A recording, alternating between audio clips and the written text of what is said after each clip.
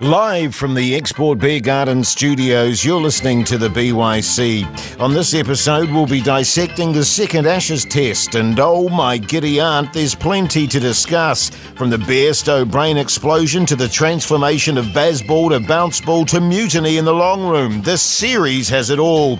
It's certainly compelling stuff, and one thing's for sure, the dirty, filthy, cheating Aussies couldn't give two shits about the swirling controversies as they take a 2-0 lead and have their hands firmly on the Ashes trophy. Let's get into it, fellas. Ashes. Second test, Australia 416 and 279, England 325 and 327. Another compelling test match, Dylan Cleaver. Yeah, it was. It's one of these series where the first two tests I have really wanted to go to bed quite often. Yes. And I just can't.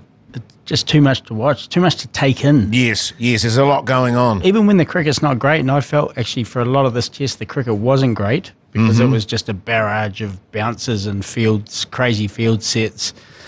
It was still compelling. It's just must-see viewing. Well, I tell you what, actually, we'll bear down a little bit on their whole bounce, the bouncer sort of attack going back to what was the old, what was it called? Bodyline? Bodyline, yes. Paul Ford, but another ripper, mate. It's hard to tear your eyes away. Oh, God, I just absolutely love it. I mean, it's one of the most hyped series of the last, 20 years, and it's lived up to the hype and then some. It's just been absolutely compelling viewing, magnificent drama, and obviously we're going to get into it. The series has been completely inflamed, and when I think about what's happened so far at a high level, it just seems England have been reckless at the crucial moments, and Australia have been ruthless. But it could very easily be 2-0 the other way, and it's been unmissable, hard to go to bed.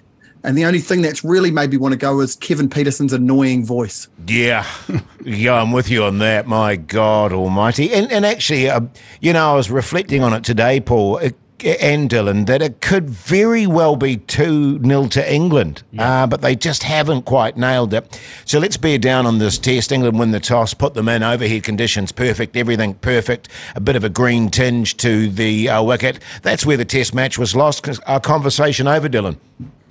Yeah. You have mentioned this before, and it's actually relatively perceptive for you because, everything was going in England's favour, wasn't it? They won the toss. Everything seemed like it was a bowling day. And as I mentioned to you off air, James Anderson, that's his conditions. That's the sort of, the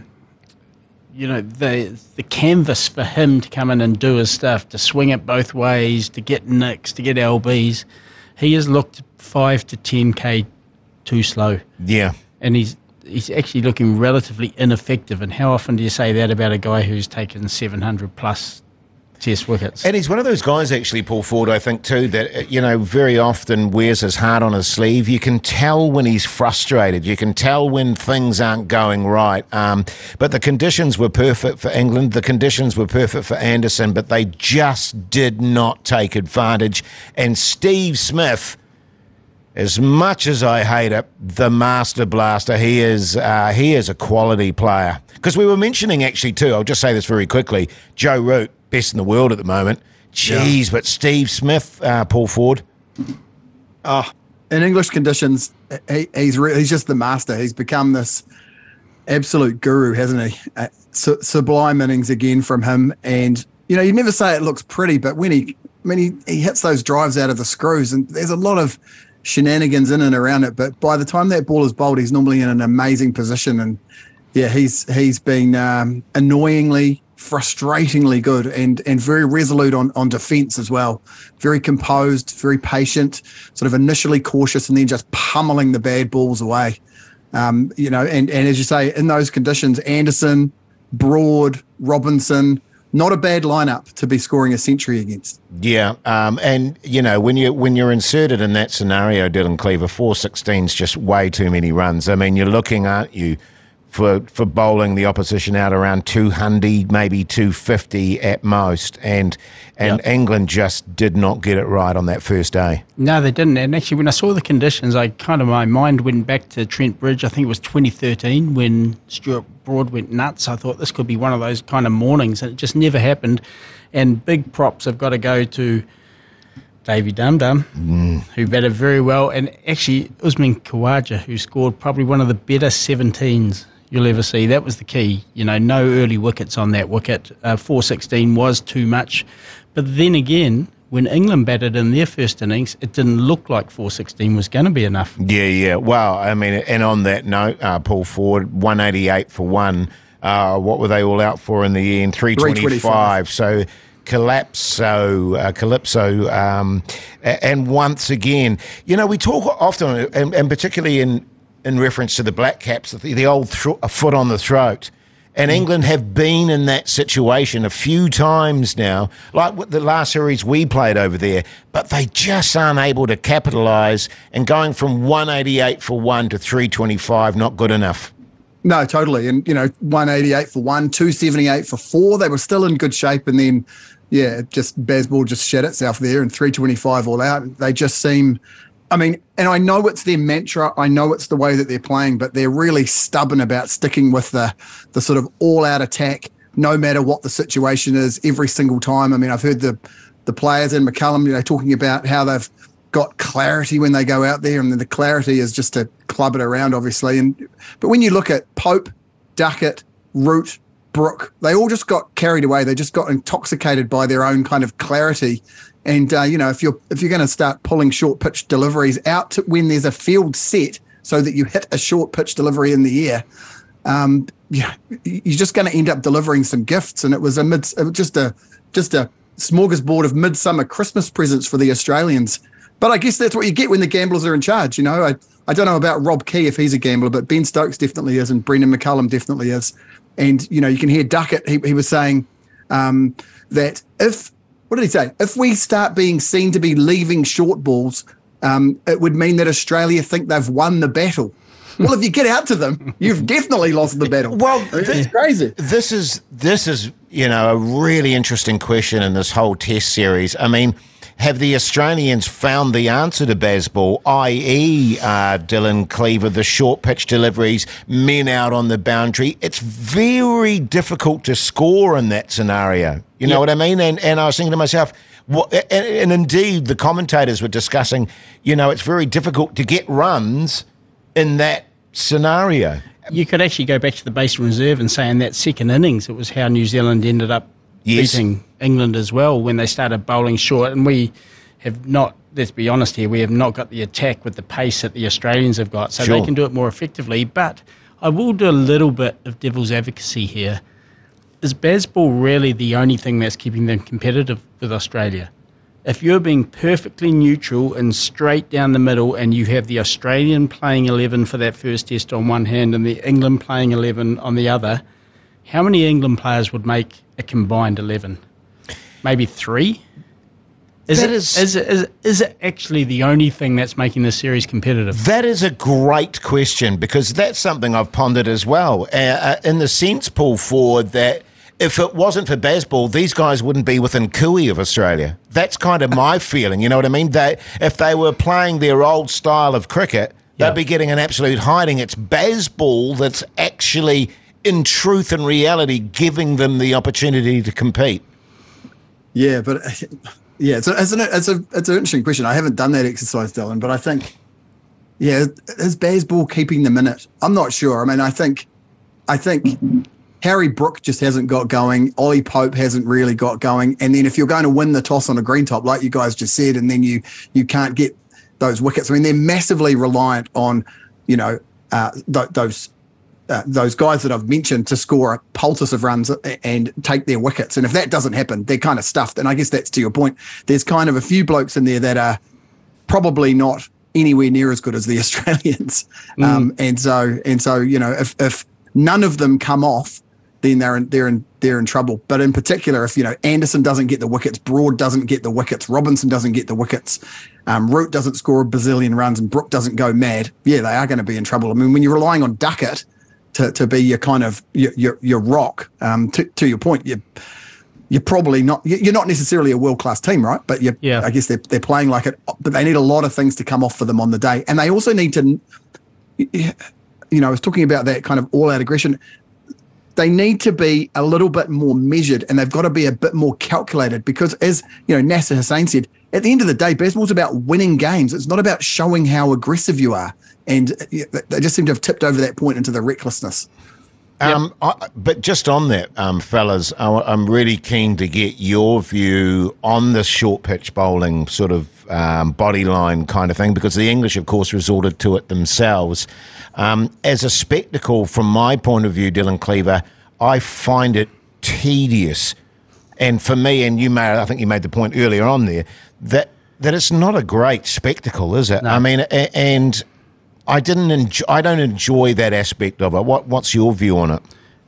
I'm a little the same, and I do think there is an opportunity for the umpires to take a firmer role here, and the match referee. If you can have a left arm spinner bowling over the wicket into foot marks to a right-hander, being told no, you can't do that, it's negative. You cut down far too many options for the batter by doing that.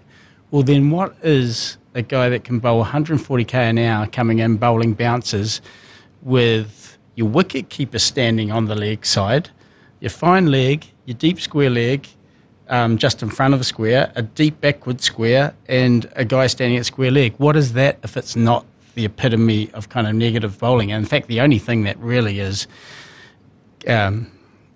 making it less than dull is the fact that, as Paul has mentioned, that England are not calculating enough to recognise that, hey, if we let these go for a few overs, they're going to have to change their tactics. Your view on it, Paul, as a spectacle, though?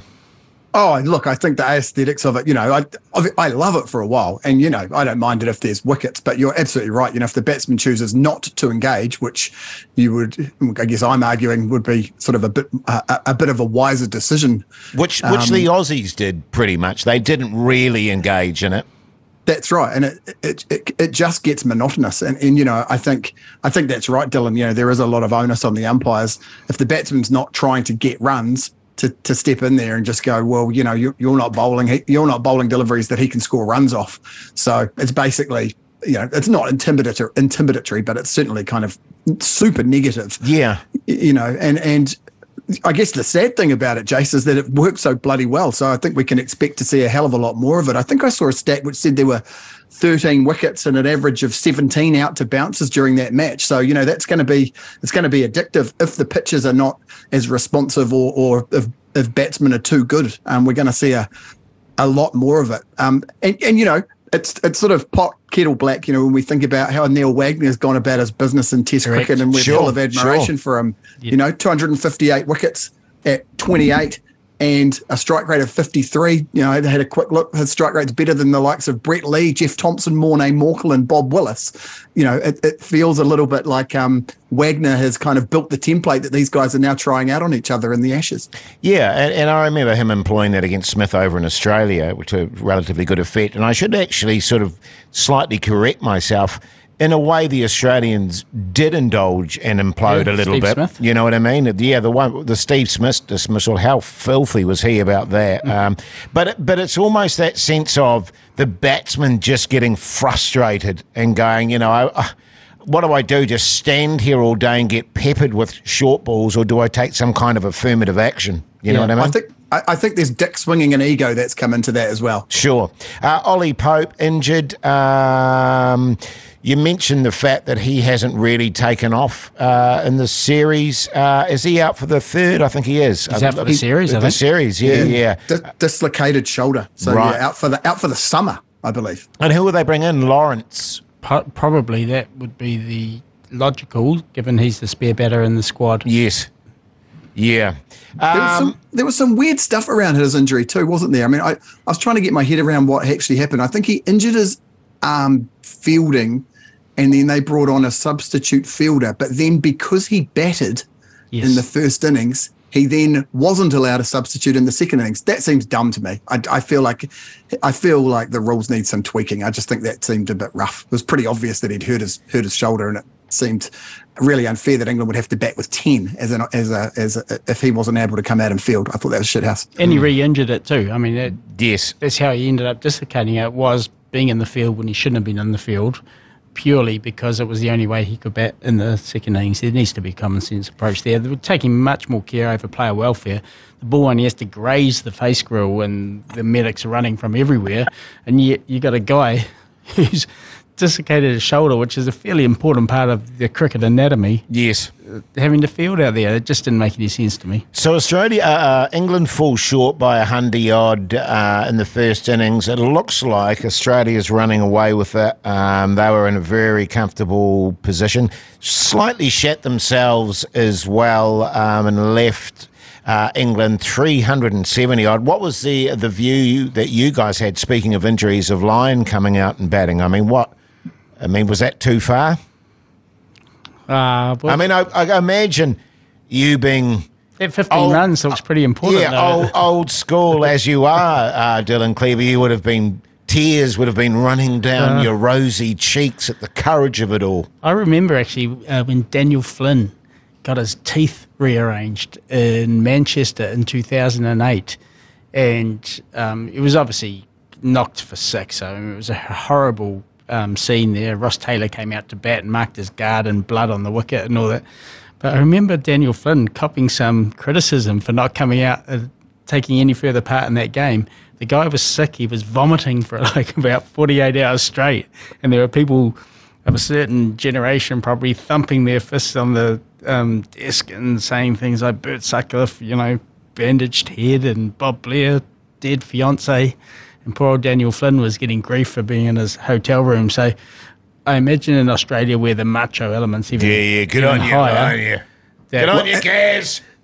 And I was there that day, Dylan, actually, at Manchester, and I remember there were a lot of dentist hoardings up as signage around the ground. It was just this bizarre irony. This guy's out there like dealing with his teeth, bouncing around his toes. And you're like, I wonder if you can get a dentist. But there were so many dentist ads at that ground. It was just bizarre. But yeah, look, Lyon, there's an irony there too, right? That he's played 100 test matches in a row without succumbing to injury or selectorial whims, and then bang, absolutely blowing out with that calf. And as you say, 15 of those 43 runs that Australia won by were scored when he was out there flamingoing. Pretty important. 28. If England had 28 to get it, just feels a lot closer than sort of nearly 50. And it wasn't a spectacular injury when you look at the replay. Really, he was just sort of running in and then twank. But yeah, he's out for the series.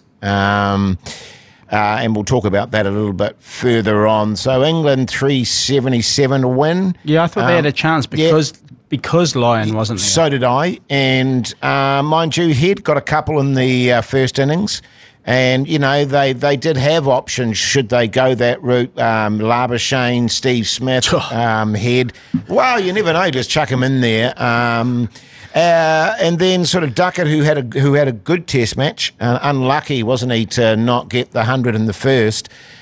Stupid. He's stupid, but yeah. Went out the same way both innings. And England started to crumble into one Ben Stokes, and what a majestic innings, first and foremost. But he got joined by Bairstow. Now let's just have it out here, boys, one way or t'other. Your view on the Bairstow dismissal, Dylan?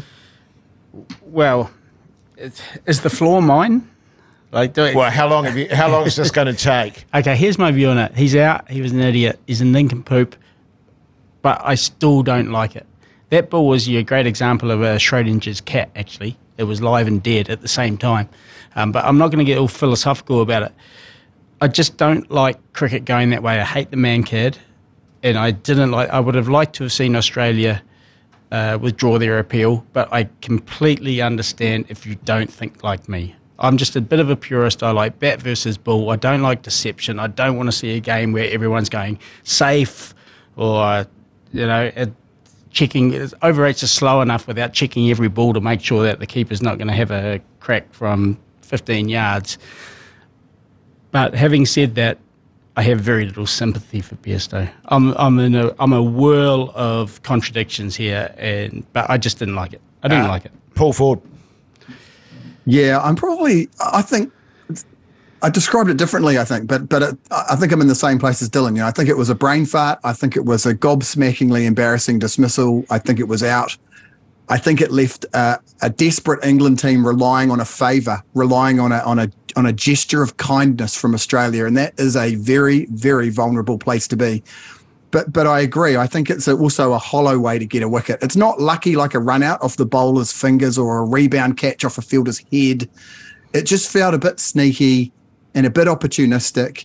And when things are opportunistic, the beauty or the ugliness of that is really in the eye of the beholder. And you know, the upshot of that for me, while I was watching it live on Sunday night, was it made me want England to win. It made me I felt fired up. I knew that it was out, but it made me feel fired up. And I thought this is going to turn into a thing. And, you know, we can talk a bit more about that, but I really hope that it's looked back on as a moment when England got their rage on, and a moment that's the catalyst for one of the greatest comebacks in Ashes history. Yes. I think that would be a great result to come out of this sort of piece of opportunism that's technically correct but doesn't feel quite right. I just really hope it's the catalyst for something incredible over the next 3 tests. Oh, I think it's going to make things get a bit toey, that's for sure. My view on it, Bairstow was a Durbrain fair cop.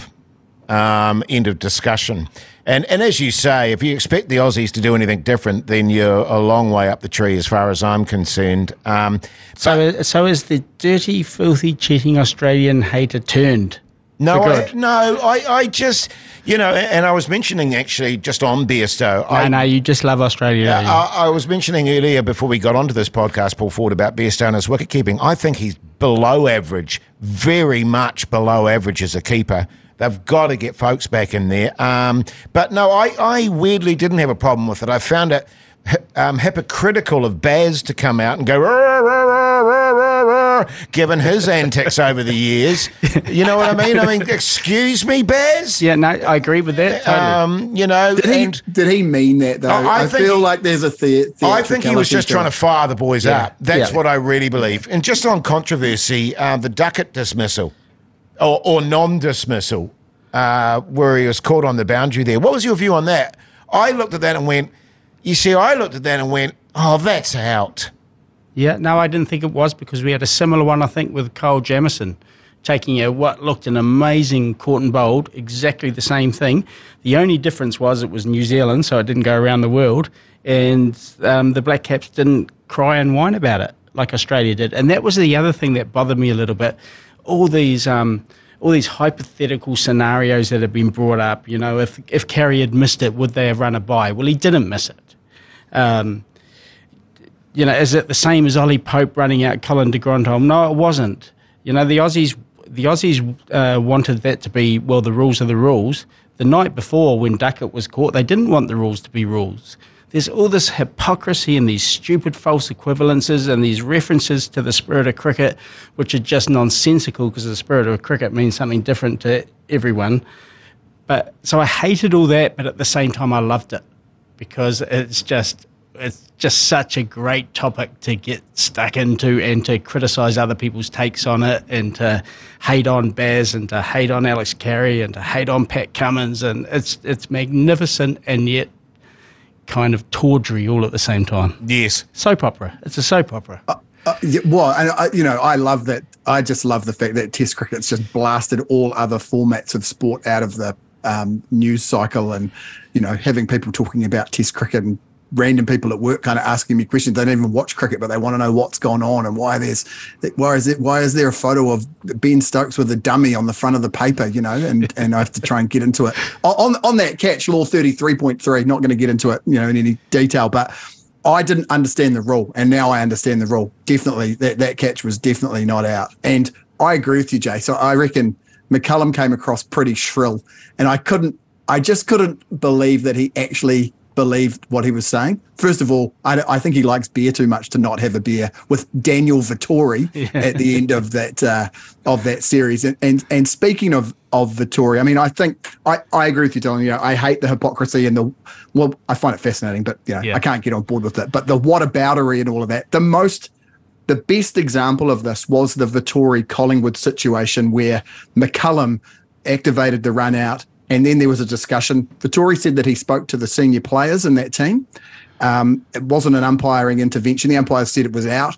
And he So it was all out, and then he made a decision to override that as the captain and call Collingwood back. And I think that was an absolute, that's the situation that I think Pat Cummins is really, if you're going to find a villain here, I think that it's Pat Cummins for not having the sensibility to kind of make that decision. Now, I'm not saying that's right or wrong, but I do think that if you're the Australian team and the guys that were involved in the sandpaper match, you've still got Kawaja, you've got Cummins, Stark, Lyon, Hazelwood, Warner and Smith. And I think that there is still this shadow over the top of them. No one believes that they've turned nice. And also I think that lots of other teams, and particularly in England, and I think particularly in India and definitely in South Africa, they're just waiting for Australia to show that they're bastards and so they can go all in. And this was the provocation that meant that could happen. Absolutely. And the long room goes feral. Woo. Hey? I love, by the way, I love that aspect of that ground, of the players walking through. Oh, tally-ho, old boy, tally-ho.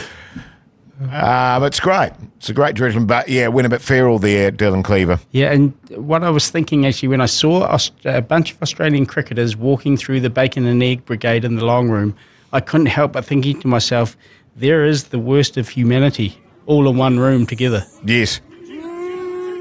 Yes, and didn't they have spectacularly English names too, the three that were singled out? I can't remember off the top of my head what they were called, but yes. Tarquin? Yes. Bartholomew? Something like Wilberforce? that. Yeah. Well, we've covered off most of that stuff. But very quickly actually, fellas, the Ben Stokes innings, majestic. And I thought to myself, here we go, and Broad, and speaking of the drama and the soap opera nature of it, how much does Broad love that scenario? The Nighthawk, he's just in his element. He just loves it. And I thought, here we go. And then Australia eventually cottoned on and went, hang on, what the hell are we doing? Bowl outside the off stump, for God's sake. Stop sending it down leg and Stokes, but still, can't take anything away from the man. That was a magnificent innings. Yeah, and very intelligent too. I didn't realise this till afterwards, but he was only slogging to one side. Yes. To the wind-assisted side, and I didn't pick that up until it was mentioned afterwards. He's just a incredible player for the big moments. Yes, he lives for them. Yeah. You know what I mean? And I actually thought at one point he was going to do it, and I thought Broad was angry enough, and he was probably talking about theatrics. He'd probably worked himself up into this kind of affected lather that he was going to play the hero. And for a minute there, I thought, holy hell, they might do this. And I think Winvers got them to about 54%. Yes, they did, at one point. And that's when I'm so tired. I'm on the couch and I've just got matchsticks in my eyes, but I wasn't going anywhere. Yeah, and just to reiterate the point, actually, you can't help but look at the end of that match and think, Bairstow, a quick 30 or 40 and she's all over Paul Ford. But absolutely, it felt like when England went out to bat, they needed a miracle, and it felt like there was a miracle building, and then they bloody near got one. He was very close, and you could see, there was that absolutely frenetic period post Bairstow where he clobbered Cam Green for a trio of sixes, and then he had that pull shot where the bat flew about 25 metres out of his hands. He was incandescent with rage, just clobbering these sixes, and then he brought up the ton, and he hardly even acknowledged it. He just wanted to keep going, and you really do feel that he gets inside bowlers' heads. When Steve Smith starts dropping outfield catches that he catches 999 times out of 1,000. It was an incredible. It was just incredible viewing. God, I would have loved to have been there for it. Yeah, brilliant stuff. In terms of reviewing the umpires, Chris Gaffney, who I rate, man. I think he's a really good umpire, and the thing that I'm struck by him is his calmness. He never seems particularly flustered. He doesn't get it all right all the time, and he makes the odd mistake. But a very, very solid performance from our man Chris. He had a wry grin as he walked through the long room at lunch too, I noticed. Yeah. And I just think, as I say, I just get the feeling that the players really rate him, actually. And I don't know what that's based on. It's just a vibe. Waiting. But fellas, let's hurtle on to the third test at Leeds. And how exciting, starting tomorrow.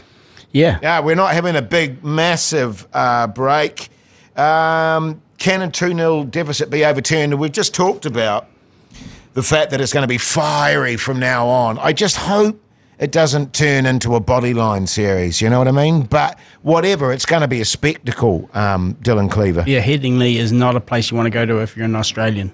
No. And you've just inflamed, if you've just put a match to a bit of kindling, because the Yorkshire folk, they love a good scrap. So this could be all on.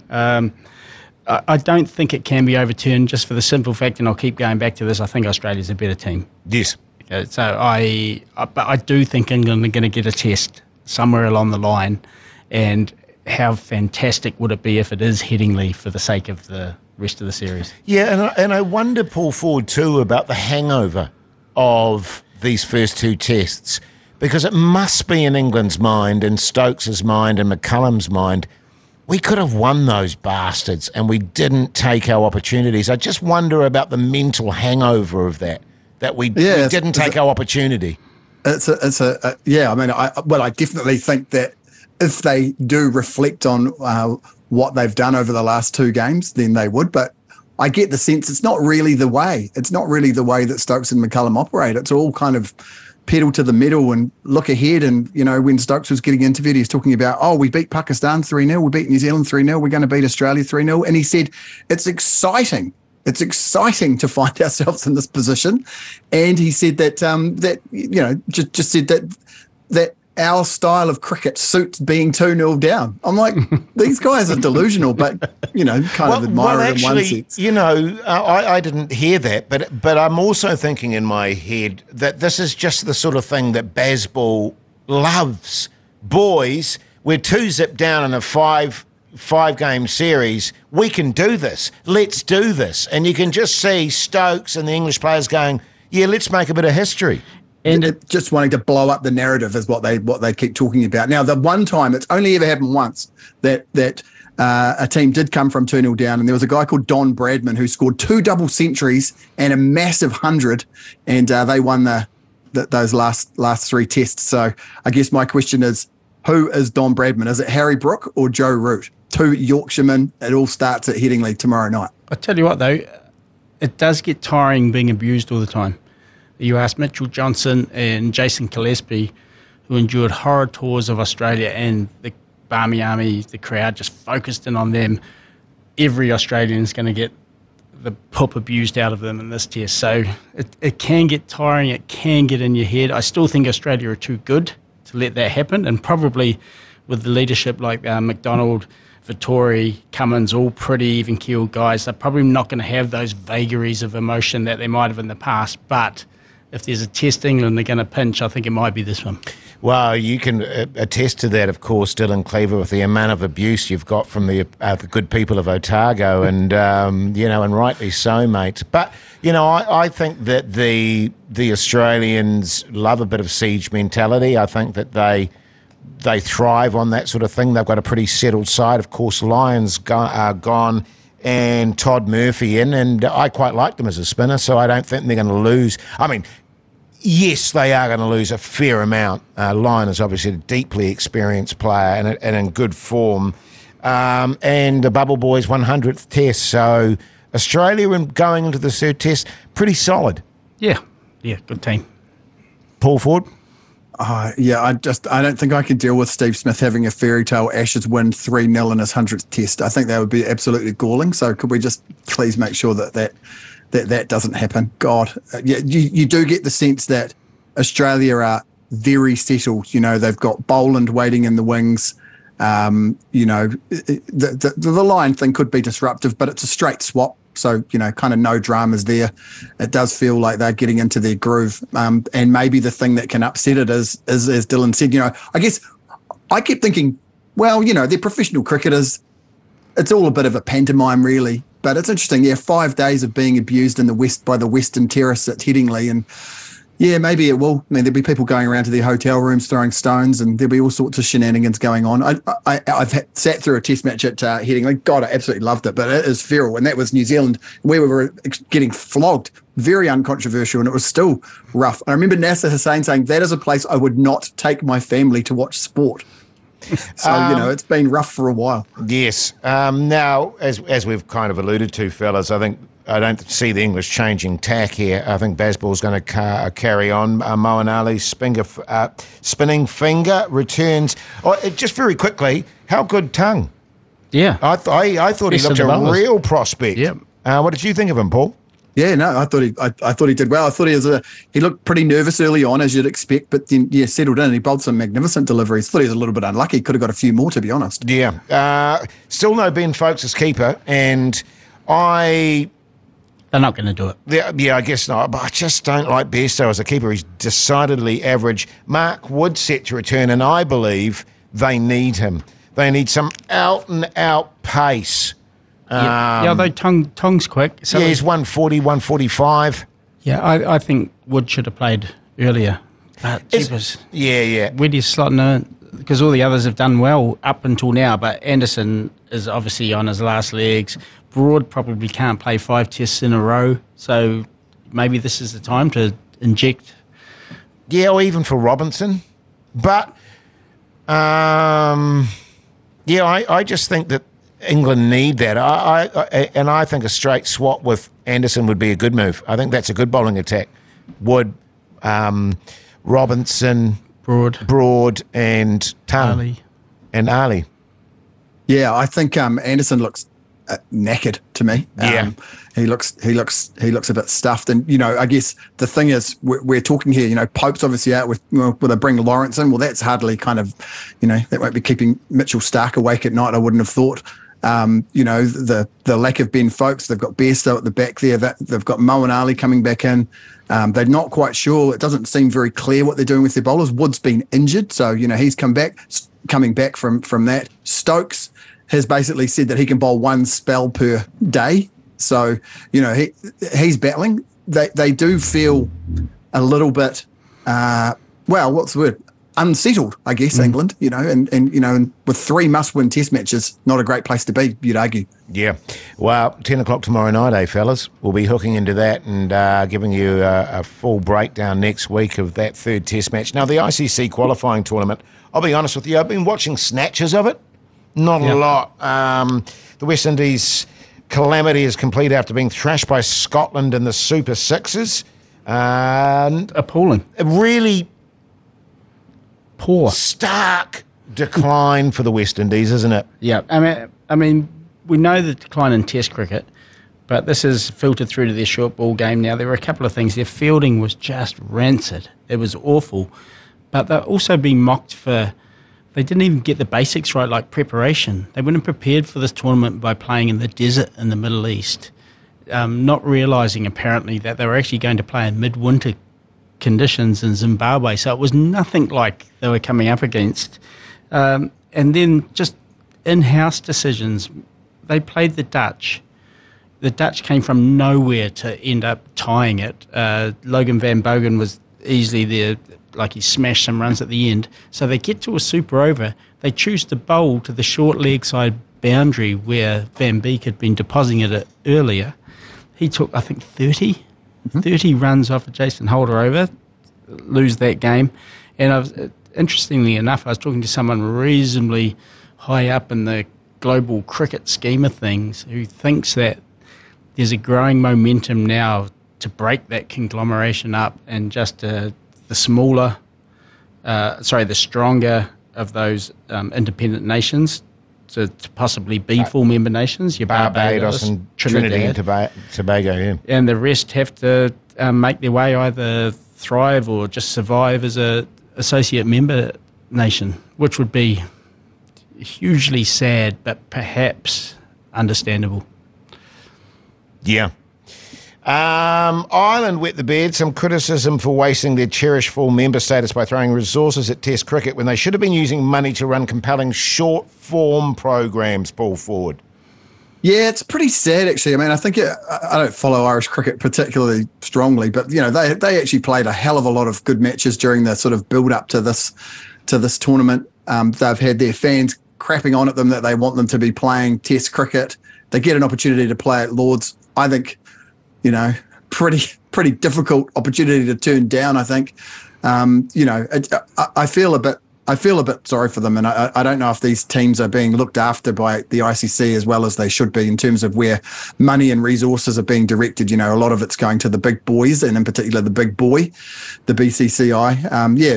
It just seems a bit sad to me. I understand as well, and that the Brexit change has made a bit of a difference too for the Irish players. It means that they have to play basically as overseas players in county cricket. So, all of that starts to get pretty complicated. A lot of these teams were weakened because their players are playing domestic cricket, which is what pays the bills. Technically they're meant to be released to head to Zimbabwe for the tournament, but the reality is swathes of players were unavailable for this tournament, and that's crap.